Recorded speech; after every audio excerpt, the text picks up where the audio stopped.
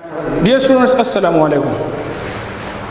9 class کے lecture number 8 جو کہ آپ کے بک میں پیج نمبر 10 اور 11 پر موجود ہے، وہ ہے نظریہ پاکستان، علامہ محمد اقبال اور قائد اعظم کی فرمودات کی روشنی میں۔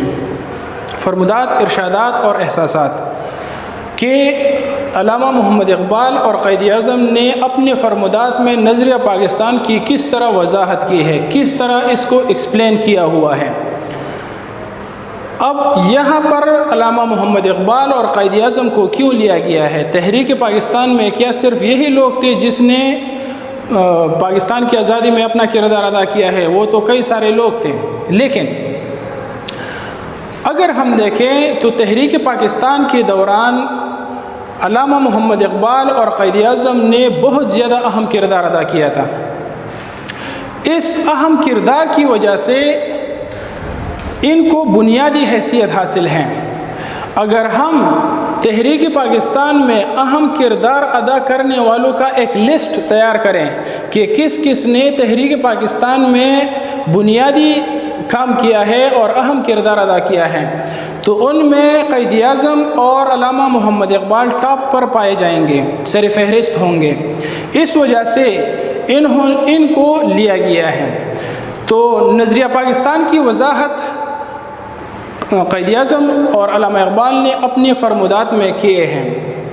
آپ کو پتہ ہے کہ علامہ اقبال کو ڈریمر آف پاکستان کہا جاتا ہے، یعنی مفکر پاکستان۔ اقبال نے پاکستان کا تصور پیش کیا، جبکہ اسی تصور کو قائد اعظم نے عملی جامہ پہنایا اور پاکستان کی خواب کو، علامہ اقبال کی خواب کو تعبیر کیا، ان کی تعبیر نکالی اور پاکستان کو مسلمانوں کو دے دیا 14 اگست 1947 عیسوی کو۔ اس وجہ سے یہ دو نام بہت زیادہ اہم ہیں۔ تو علامہ محمد اقبال کا جو فرمودات ہے اسی کی روشنی میں علامہ محمد اقبال ٹھیک اسی طرح جس طرح سر سید احمد خان کا نظریہ تھا پہلے کہ ہندوستان میں متحدہ ایک ہندوستانی قوم ہے، تو سر سید احمد خان کی طرح علامہ محمد اقبال کا بھی یہ متحدہ ہندوستانی قومیت کا نظریہ تھا کہ ہندوستان میں ایک قوم ہے۔ لیکن پھر ایسے حالات اور واقعات پیش آئے جس نے علامہ محمد اقبال کے اس تصور کو، اسی نظریہ کو تبدیل کیا اور علامہ محمد اقبال کو الگ وطن کے مطالبے کو جو ہے اس کے اوپر ان کو مجبور کیا۔ اچھا، یہ جو حالات اور واقعات تھے، ان میں اہم واقعہ نہرو رپورٹ تھا، جو کہ ہم پچھلے لیکچر میں پڑھ چکے ہیں۔ پچھلے لیکچر میں نہرو رپورٹ کے بارے میں نے آپ کو ڈیٹیل سے بتایا تھا کہ موتی لال نہرو کی سربراہی میں ایک آئینی کمیٹی قائم کی، اس نے اپنا ایک رپورٹ پیش کیا کہ آئین مستقبل کا اس طرح ہونا چاہیے۔ اس میں مسلمانوں کے مفادات کے منافی کچھ باتیں شامل تھے، کئی ساری باتیں شامل تھے۔ اس وجہ سے نہرو رپورٹ کو مسلمانوں نے نہ صرف مسترد کیا بلکہ مسلمانوں کی سیاسی سوچ پر یہ نہرو رپورٹ اثر انداز ہوا۔ اس وجہ سے جو علامہ اقبال تھے ان کے نظریات بھی تبدیل ہوئے۔ 1930 عیسوی میں مسلم لیگ کا سالانہ اجلاس ہو رہا تھا الہ آباد میں۔ اسی اجلاس کی صدارت کر رہے تھے علامہ محمد اقبال اور صدارتی خطبہ دیا، علامہ محمد اقبال نے صدارتی خطبہ دیا اور اسی صدارتی خطبے میں انہوں نے جو فرمایا وہ یہ ہے: ہندوستان ایسے انسانی گروہوں کا خطہ ہے جو مختلف نسلوں سے تعلق رکھتے ہیں، مختلف زبانیں بولتے ہیں اور مختلف مذاہب کے پیروکار ہیں۔ انہوں نے یہاں پر کلیئر کٹ دو قومی نظریہ پیش کیا کہ ہندوستان میں ایک نہیں دو قومیں ہیں۔ پہلے جو ان کا خیال تھا کہ ایک قوم ہے، اب انہوں نے اس کی نفی کی اور کہا کہ ہندوستان میں ایک نہیں دو قومیں ہیں، ایسی انسانی گروہوں کا خطہ ہے۔ دو قومیں کیوں ہیں؟ کیونکہ ان کا تعلق دو مختلف نسلوں سے ہے، یعنی ہندو کا نسل الگ ہے، مسلمانوں کا نسل الگ ہے، مختلف زبانیں بولتے ہیں، یعنی ہندو جو ہے وہ ہندی، ان کا زبان ہندی ہے اور مسلمانوں کا زبان جو ہے وہ اردو ہے، اس لیے یہ مختلف زبانیں بولتے ہیں اور مختلف مذاہب کے پیروکار ہیں۔ یعنی مسلمانوں کا جو مذہب ہے، دین ہے، وہ اسلام ہے، جبکہ ہندو کا دین جو ہے وہ ہندو مت ہے۔ اس لیے یہ دونوں اقوام مختلف مذاہب کے پیروکار ہیں۔ جب یہ ساری باتیں جو بنیادی باتیں ہیں ایک قوم کے لیے، یہ مختلف ہیں، اس وجہ سے یورپی طرز جمہوریت کے اصول ہندوستان میں رائج نہیں کیے جا سکتے۔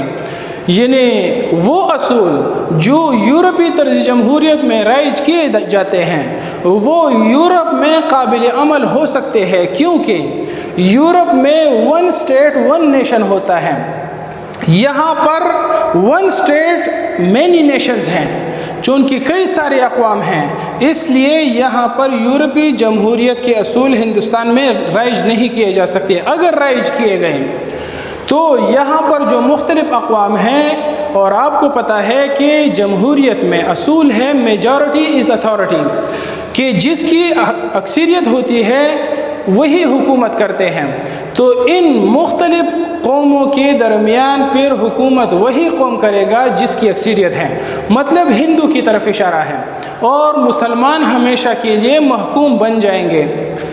اس لیے علامہ محمد اقبال نے یہ کلیئر کر دیا کہ یورپی طرز جمہوریت ہندوستان میں رائج نہیں کیے جا سکتے۔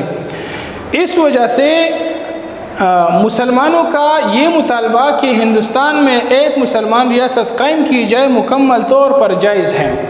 انہوں نے اپنے اس خطبے میں یہ فرمایا کہ چونکہ ہندوستان میں دو بڑی اقوام ہیں، ہندو اور مسلمان، ہر لحاظ سے ایک دوسرے سے مختلف ہیں، اور چونکہ مختلف اقوام ہیں اس لیے یہاں پر یورپی طرز جمہوریت کے اصول کے مطابق اکثریت اقلیت پر حکومت کرے گی، تو ایسا نہیں ہو سکتا۔ اس لیے انہوں نے فرمایا کہ مسلمانوں کا یہ مطالبہ بالکل جائز ہے کہ ان کو ہندوستان میں سے ایک الگ آزاد ریاست دیا جائے، یہ مطالبہ مسلمانوں کا بالکل جائز ہے۔